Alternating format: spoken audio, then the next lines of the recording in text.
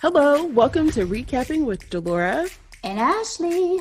Please follow us on Instagram, Facebook, and Twitter at Recapping Podcast. Also, comment, rate, and subscribe on your favorite podcast platform. We're on all the things. We would love to hear your ratings of the movies and shows we review. Email us your audio file to recappingpodcast@gmail.com and we will play it during the show. Or DM us on Instagram and we will post and read it on air. Thank you guys so much for listening. Thank you. Hey, Ashley. Hey, girl. Hey, we're back. What's going on? Nothing much. Just really enjoyed our time off celebrating 100 episodes. Yes. Having amazing in conversations. I just think it's wonderful that we got a chance to regroup and we're back, and a lot of stuff has been going on in this world, to say the least, right? Yeah, it was definitely nice to take a little break because, guys, doing this every week, as much as we love it, you need to come back refreshed sometimes. And I've hopped a whole plane and I'm a whole new city since last we spoke. So, and I'm so glad you said that, because that is part of what I wanted to talk to you about today in our quick headlines. I'm looking at the New York Times. Federal judge strikes down mask mandate for planes and public transportation. I mean, we take a break and the world just goes buck wild. Ashley, girl, how was it traveling under these new rules? Yeah, I mean, the writing was on the wall for all these things, obviously, as we saw waffling from the CDC and, other entities in terms of mask mandates and all of that. So I knew it was coming, but I still am staying masked up when it comes to travel, just due to the close proximity, due to the germs. I still have my little wipes I keep in my book bag and I wipe stuff down when I get on my flight. I'm still that. I'll take, there's, times with, more space in public that, I'm kind of testing the waters more, but in terms of air travel, nah. But a lot of people, at least in the places that I was traveling to and from, which was from Sanford to Dayton, there was really very little mask wearing. So a lot of people seemed like they were happy to get this news. I'll say that.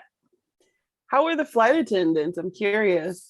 Flight attendants were mask free as well. So really, pilot as well. Cycled air. Okay. It's blowing my mind. But the way these plane ticket prices are, I don't know when I'll be on the plane. So, I mean, I kind of do, but still, it's rough out here in these streets. I was going to say, yeah, you definitely do. But I'm definitely going to be masked up and might have the shield and the blood of Jesus. Okay, so let's go to our next quick headline. Again, the insanity just was on 10 when we were on a break. Elon Musk to buy Twitter for $44 billion deal. This happened, I'm looking at CNN Business, April 25th. Ashley, one of the richest men in the world wants the most, and I quote, one of the world's most influential social networks. Is space not enough? Ashley, are you going to keep your Twitter? I mean, Twitter is definitely the social media I am the least active on. Like, I check Twitter for certain things, but I don't really utilize Twitter. So it was not really a blow to me in that way. If this had been Instagram, it would have been a whole other conversation, right? But it's just, I saw comments about why are people pocket watching and all this, but imagine what can be done with $44 billion besides purchasing Twitter. Like, mind blown on just that thought process alone. It was how this whole process went down, right? Like, he talked about it, and then he bought enough shares to be a part of like, he owned more shares than Jack. And so he had the opportunity to join their board of directors. But when it came time to do a background check, he didn't want that. So he declined. And then the next week he's like, okay, I'm just gonna go ahead and buy the thing. I'm like, this is feeling really shady. Like, what is this all about? Well, I definitely went and looked at some of my Black public figures that I follow on Twitter said once announced about, like Michael Harriet. Like, I just had to see what was happening. And so I assumed there was going to be a mass exodus because of this news, or at least that user interest will decrease, right? That people who use it super actively will be considering alternatives now. I know like Jamila Jamil officially signed off, but I knew there would be some consequences and some actions before even we see what he thinks he's about to do, what the ramifications are from this purchase. And that is what I was going to ask you next. So part of why he purchased it, he said, free speech is the bedrock of a functioning democracy, and Twitter is the digital town square where matters vital to the future of humanity are debated. He said, Twitter has tremendous potential, and I look forward to working with the company and the community of users to unlock it. Are you interested in any of his changes? I mean, I guess I've seen some of the things he said, like, oh, he may start charging certain businesses like government and stuff to utilize services, stuff like that. I guess I need to see what implementation actually looks like, because at the end of the day, I feel like the reason why people feel some type of way is, for one, obviously this enormous sum that he has and the level of influence that he can have because of that enormous sum of money, right? The fact that he did the post, kind of seeming like he's leaning more conservative politically, and all these different things that I think are causing the ramp up of opinion. But to be honest, this is already owned by a white man. So how much different is it really going to be? At least publicly, that other white man isn't as erratic as Elon Musk. At least publicly. That's the key word right there. We don't know these people. Guys, I say that all the time. We don't know these people. Okay. And so I totally get it. Like, again, I don't really use Twitter like that. So I was like, this is wild. It seems crazy. But we've seen this level of influence and concentration amongst one or two people since social media has really been up and running. Look at the influence Mark Zuckerberg has had. You know what I mean? Then you have Bloomberg, and let's not forget Lex Luthor. I'm sorry. What's his name? We talking about Amazon? Yeah. Talking about old Amazon guy. He owns. Is this the Washington Post? Like, he owns. I don't know offhand. Yeah, I mean, news outlets. But, I mean, you had Fox News and the whole influence of that.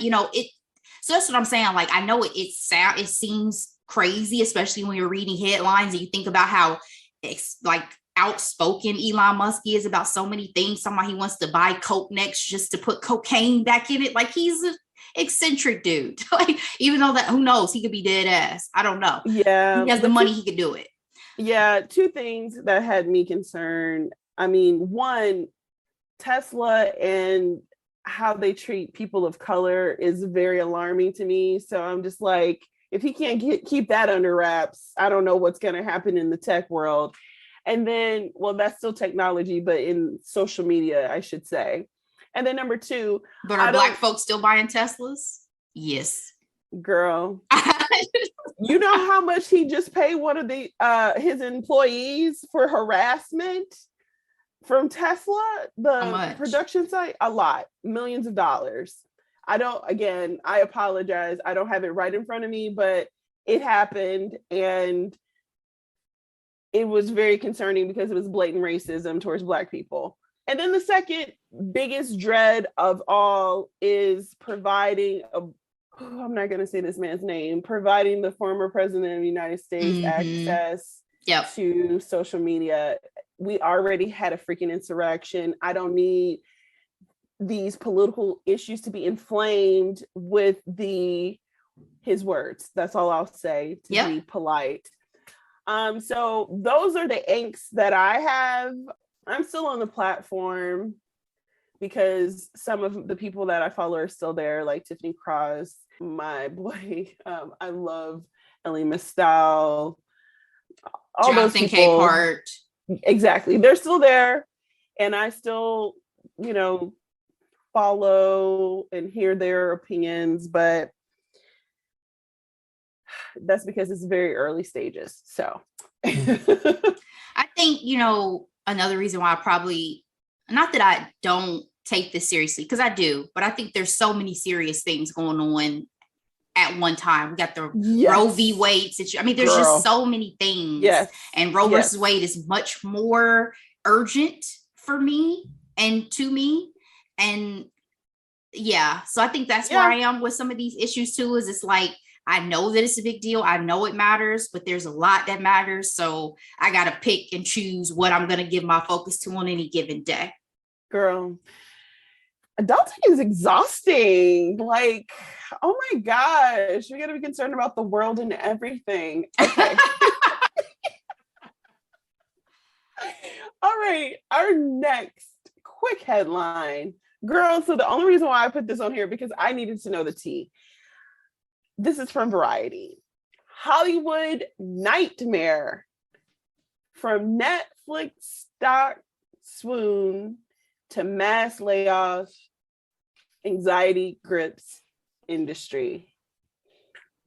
What happened to Netflix during our break, Ashley? Because when I tell you, all I heard was a lot of people are dropping their subscription. They said last month alone, there was a loss of around 220,000 subscribers walked away from Netflix. Then there was major layoffs, specifically in their marketing department, and their stock price tanked. Yeah, they lost like 50 billion. 54 billion in one day. Yeah. Unreal. And so for years, Netflix was making it rain on all their projects and didn't, keep it tight and keep it right when it came to the budget. And this is really catching up to them, Ashley. So much so that this new season of Stranger Things, I think they said it was like 33 million for an episode. No way. It was movie budget level for these shows. It went as far as to saying that some of the conversation that they will consider commercials to help. Yep, subscription-based commercial model like Hulu. Yeah. Ashley, are you still with Netflix? And if they were to ever put commercials in their content, would you stay? Yeah, I mean, Netflix got me. Netflix has me for sure as a customer, unless their prices get outrageous. I mean, I deal with commercials on Hulu. I deal with commercials on, obviously, regular television that I watch, on demand television that I watch. So, I mean, that's not really that big of a deal to me in terms of viewer experience and the ways that it may be for some other folks. I guess the biggest thing is your point of, where did all this come from? And is it kind of their lies catching up to them? Because even this whole shareholder lawsuit, because Netflix has always been really cagey about information and data and all of that. So is this like the kingdom is cracking because what the foundation has always been shaky? Like there's always been a lot of shadiness. Wasn't wearing any clothes. Exactly. It's the Wizard of Oz has been revealed and he ain't who y'all thought he was. I was wondering if it was like that. Not that it's the case of like an Elizabeth Holmes, or I don't think it's going to be anything to that extreme, because we've seen a lot of that. Yeah, we've seen a lot of that shenanigans in terms of people with these companies doing, shady things. I don't think it's that big of a deal. I just think that Netflix has been on top for a long time now. Netflix was the first to really disrupt and create this streaming platform in the way that they did. So eventually there was going to be an erosion from the oversaturation of content and streaming platforms out there. We talk about that all the time. We can't possibly subscribe to everything because you're just going to have an even higher bill than you did when you had cable. You know what I mean? I mean, if you think about it, all of the networks, when they saw Netflix strategy, they were like, hey, I want The Office back. Hey, Disney, I want Marvel and my not so popular Disney movies back, and we're going to put it on our platform. So yeah, that's a great point. Their competitors are catching up. And one of the things that's difficult now too is look at what the competitors have that they have to back up with too. Amazon has Amazon Prime, but it's Amazon, so that's not their primary stream of revenue, right? Hulu is owned by Disney, who also owns Disney Plus, who owns the Disney Marvel empire, right? So when you're looking at when you're looking at the big top dogs of streaming, like those folks have multiple streams of revenue, right? So Netflix is really going to be tough. And also Netflix was so oversaturated at this point in terms of the markets and all the countries that they've invaded. Not invaded. That sounds like, that sounds bad. Colonization.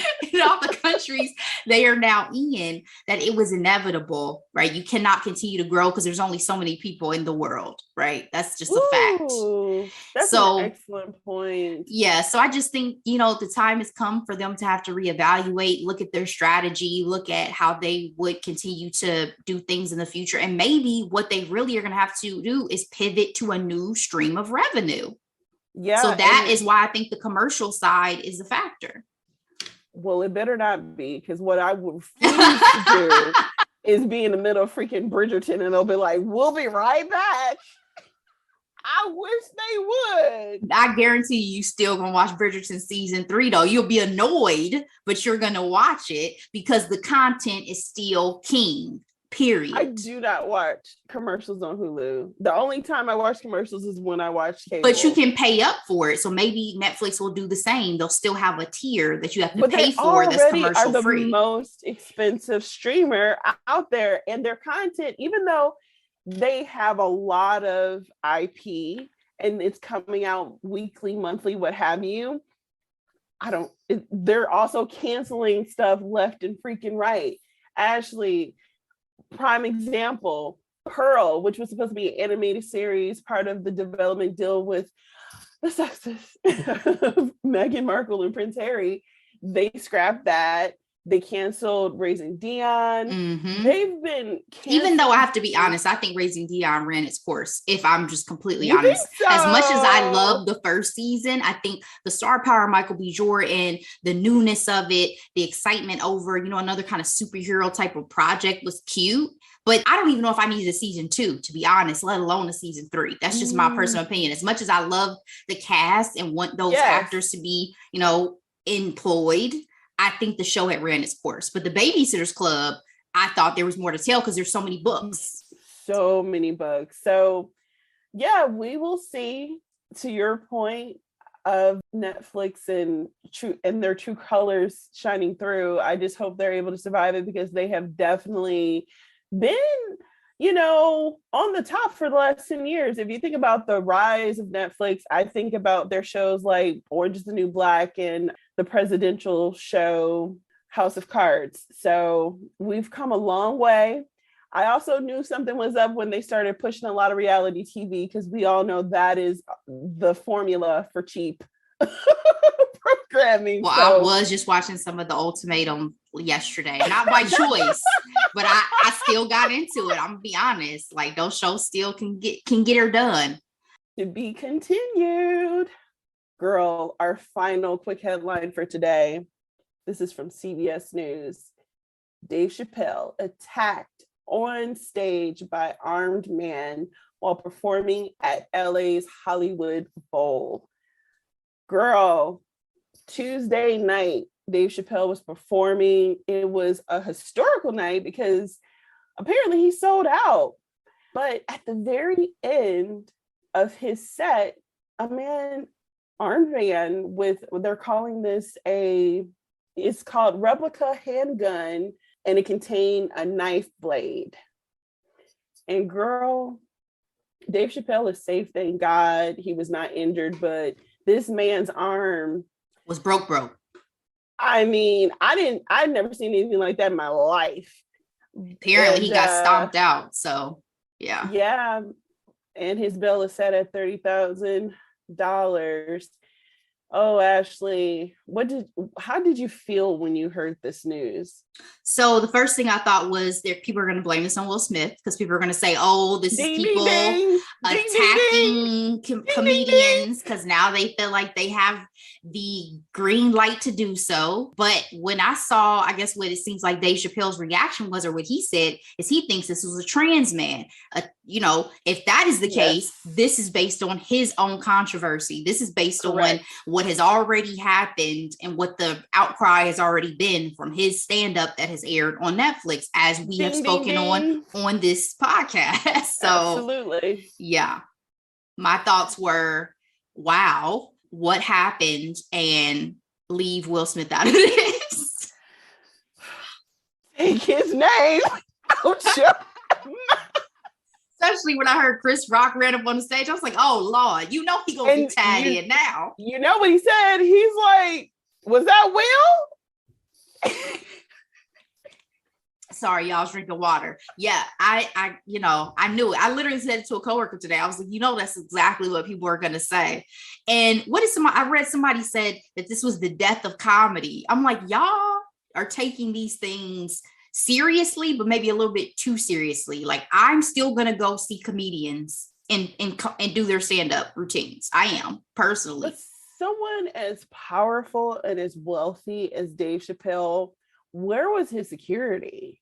Well, I mean, they scooped this man up quicker than I've seen people do, in previous incidents. He got one good little pop off, and then they rushed, and apparently multiple people stomped him out. That's why for me though, too close for comfort. I mean, see, I was about to say something that was going to be wild, so I'm not going to make that comparison. I will just say this. They got him quick enough to me, because you cannot always, you won't know someone's reaction. You can't immediately catch someone's reaction to that extent unless you have the freaking Secret Service who comes and does a sweep of the audience before. You know what I'm saying? Right. Like, you'd have to have that level of security to stop just completely anything. But I am glad that he didn't get a chance to shoot or stab the man. That's for sure. Absolutely. Absolutely. So happy that Dave Chappelle is safe. And this is just wild. Hopefully there's nothing else to this story, but we will definitely keep y'all posted. On to hot topic. All right, Ashley. Again, while we were gone, while we were sleeping. I didn't get enough sleep. I wish. Meg Thee Stallion details night of shooting allegedly involving rapper Tory Lanez. Quote, "I was really scared." This is also from CBS News, because Meg sat down with the Gayle King during CBS mornings, and Meg told us everything. She told us that it was just a fun evening out. It was shortly after, unfortunately, the George Floyd murder. And that's relevant because there was a disagreement on when it was time to go. Her friend, or quote unquote, Tory Lanez, allegedly said, "Dance, bitch," and shot her feet. The neighbors in a very wealthy neighborhood called the cops. They brought out the helicopters. And Meg said that she lied because she was afraid that the police were going to kill all of them.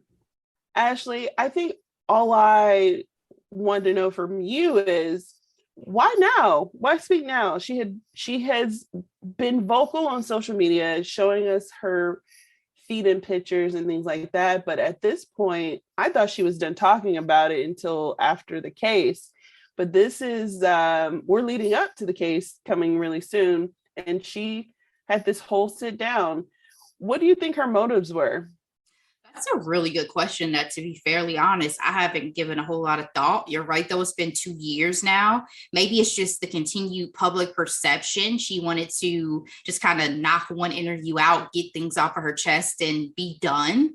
Because as we've seen, I mean, the public discussion has been really vicious against her Yes. by a lot of folks when this news first came out, and continues to be the case, especially when Tory has said his piece about things and put out his album and all those various things. And, you know, my stance and feelings about it haven't changed. I don't like the way that things have been portrayed and perceived and discussed. So I'm glad that she spoke her piece and said what she said. But obviously now we have to just let the court case resolve and see what happens, and hope that she finds her peace and is able to move forward. I know personally, you know, I'm tired of hearing about that man. I'm tired of seeing him on the Shade Room. So yeah, I agree with you.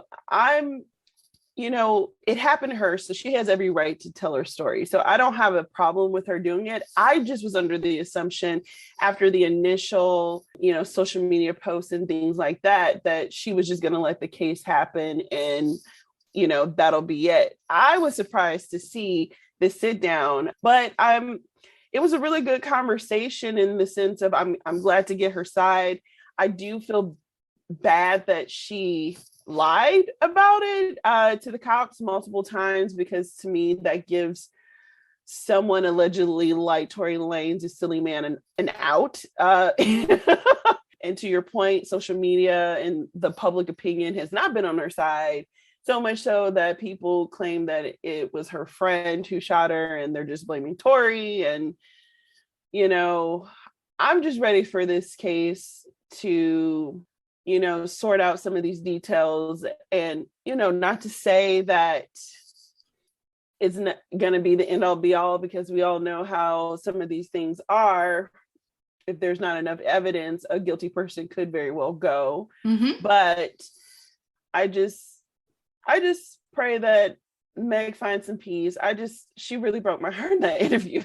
When she started crying, I was just like, Lord, bless this child. Talking about she can't get close to people anymore. Well, especially because I think people forget how young Megan is, and the fact that she does not have the guidance of her parents. So anyone. Yeah. Yes. So yeah, I mean, that's very real. And every time she talks about the loss of both her parents, I really do think about that and try to put myself in those shoes. Like when you're still in your 20s and you're parentless, like that's intense. Girl. And the idea of, I was trying to make a family where I could to, you know, find that support. Yeah, that was very sad. But are you surprised that Kylie Jenner has never said a word about this, given that these events happened after her party? Are you surprised by that? Is her mother Kris Jenner? Of course not. I am not surprised. Kris don't want nothing to do with this. Nothing to do with this. Especially with Black folks. I'm just playing. Well, I was gonna say, I mean, Ray J just had to come out and speak his piece finally about the whole sex tape situation. So I just wasn't sure if this was something else that, you know, maybe would have been seen as, we need to, you know, step into that and say something. So I was just curious your thoughts. And I joke and say Black folks to say, you know, this is a little bit too ratchet on the scale of Kardashian. Like they like, you know, which is fascinating, given that you know Kris was and the daddy were heavily involved in the OJ situation. So that's fascinating to me. It gets no worse, in my opinion. You know. So, yep, that's all. No, it's not surprising to me. And what does Kylie really have to say? Obviously, I mean, she might be a witness in court in terms of what happened before the incident. And you know what? I forgot. They dealing with the Blac Chyna thing too. They already in court. I forgot that fast. And I was just about to say that as well. But they won against Blac Chyna. Blac Chyna would have had the best comeback story of all time if she had played chess and not checkers. Because the way Kylie stole her baby daddy. At the tender age of 16. And no, you cannot steal a man. Men go willingly. But you understand what I'm trying to say here. Mm-hmm. Anyway, back to Meg. She still is out here winning. She showed up at our next topic. I'll get there. And before that, on May 2nd in Houston, it is officially Meg Thee Stallion Day. So I'm super excited to see this. The mayor of Houston, Sylvester Turner, said Meg Thee Stallion has an extraordinary entertainment career, but we wanted to honor her for what she does off stage to lift people's lives in underserved communities. And so she assisted people after the 2021 winter storm during the pandemic and helped those struggling with homelessness.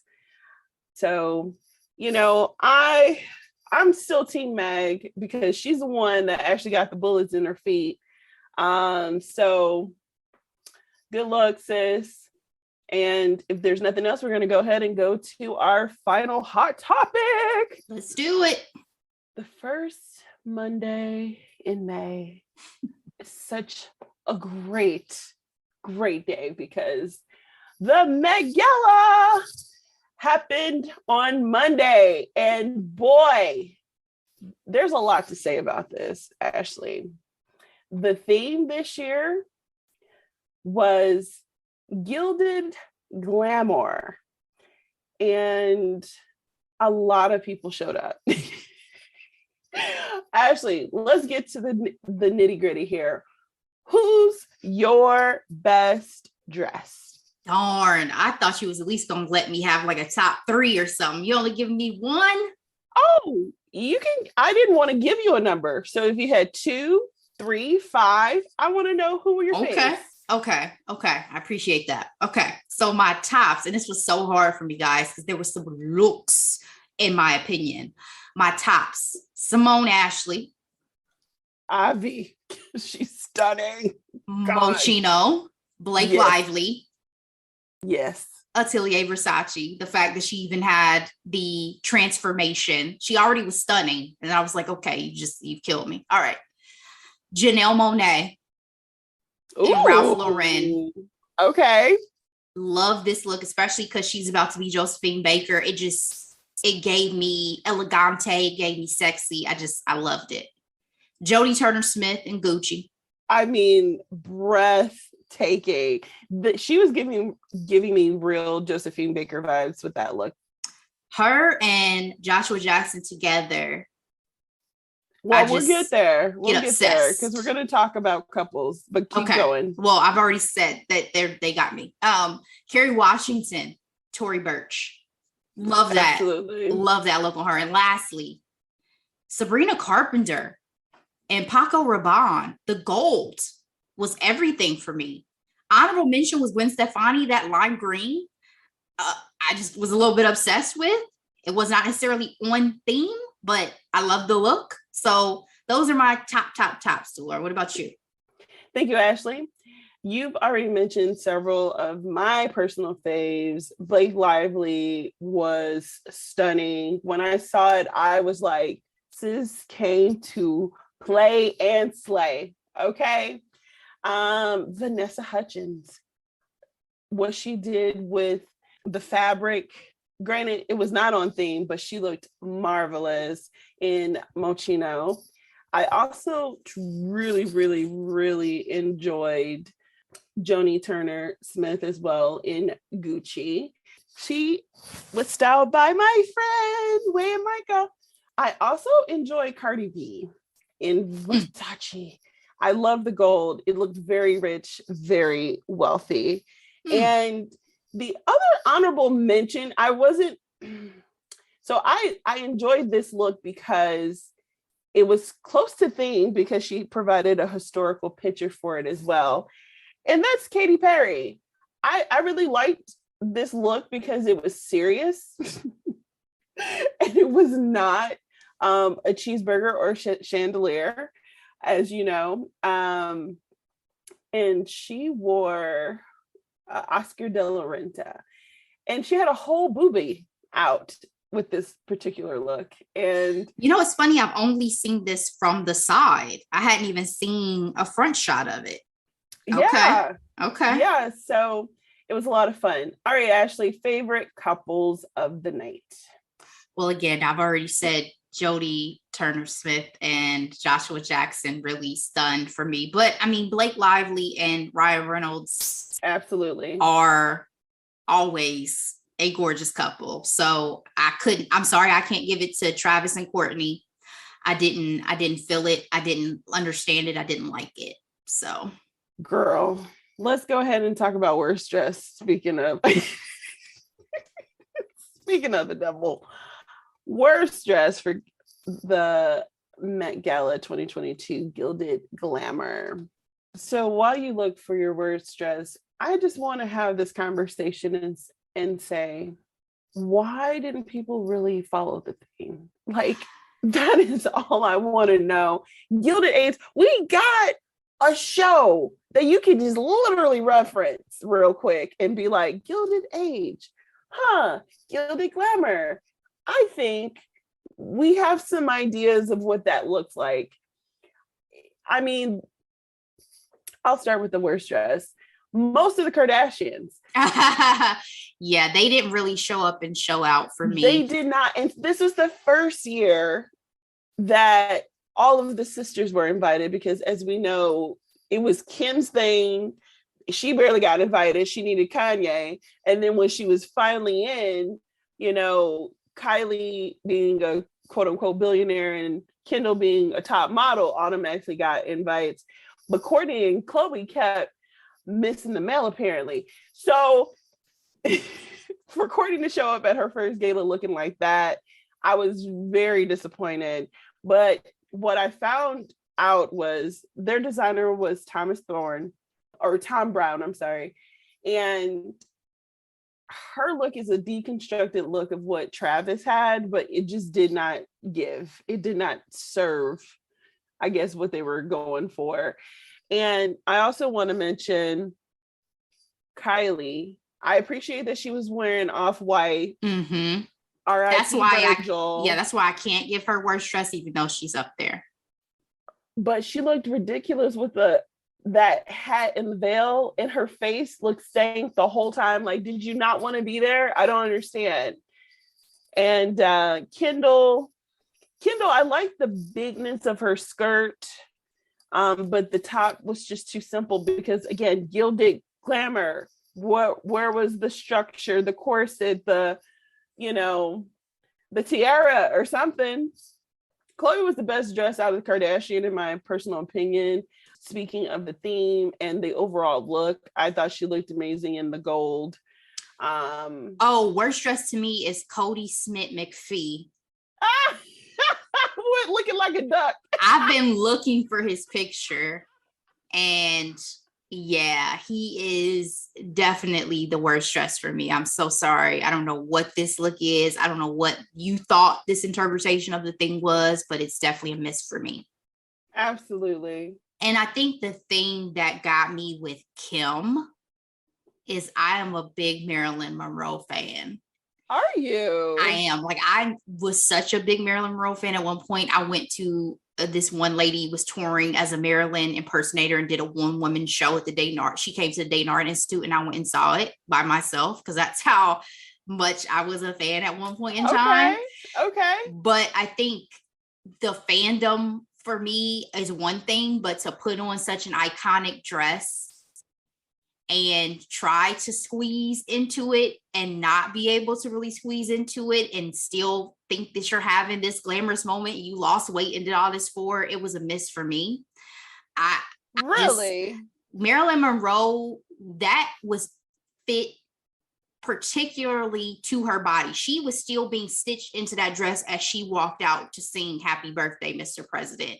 So yeah, leave it alone. Like, let it be. I wasn't a fan.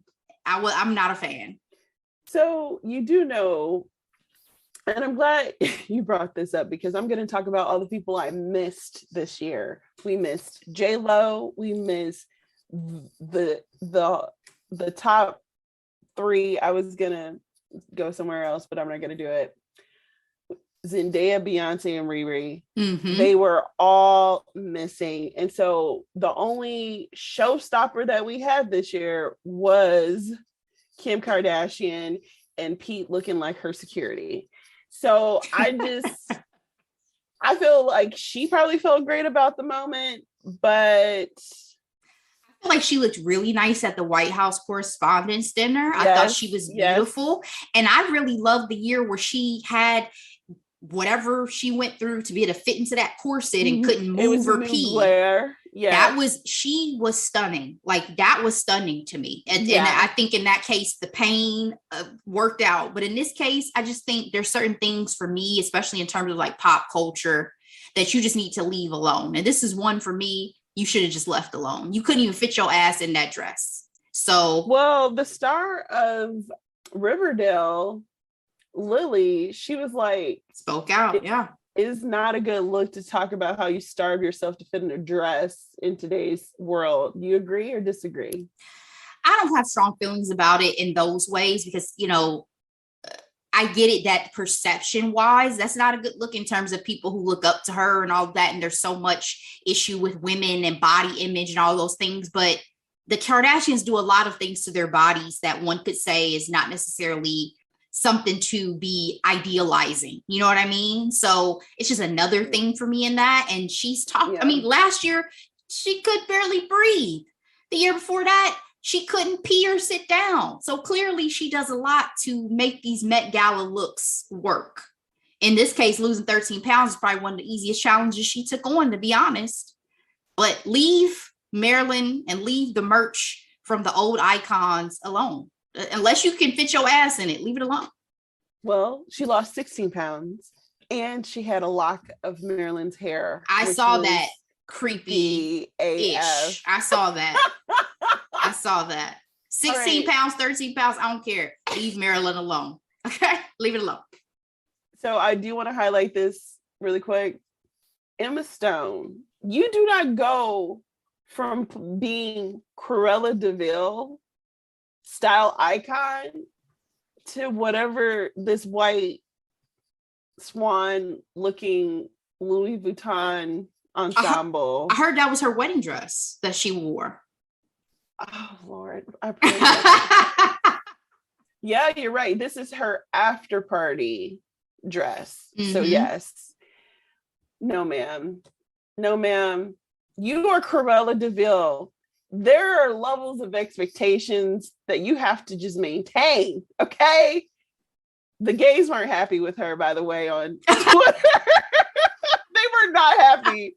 And they're my favorite people to follow when it comes to stuff like this. So don't worry. Go lean on Simone Ashley. That's y'all new fashion icon.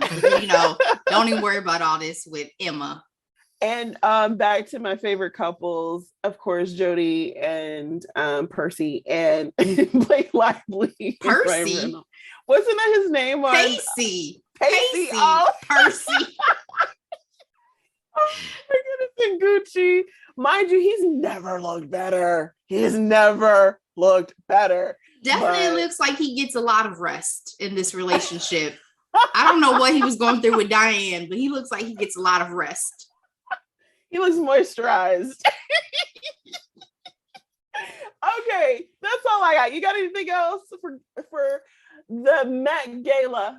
I did not get a chance to watch this year, but again, I was thoroughly impressed with some of these looks. Again, I don't know why a lot of people didn't stick to the theme. Maybe people just saw it as, oh, well, you know, I'm going to do what I want to do. But some of the looks were beautiful and fierce. So I still appreciate a good fashion moment, despite our faves being absent, because Rihanna's about to drop that baby any day.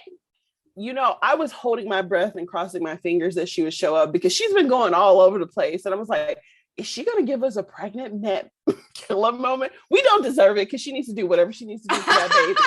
We don't deserve it. But I was curious. I was like, is she going to come through? Is she coming through? Well, she was backstage at that Dave Chappelle show. So protect Rihanna at all costs. At all costs.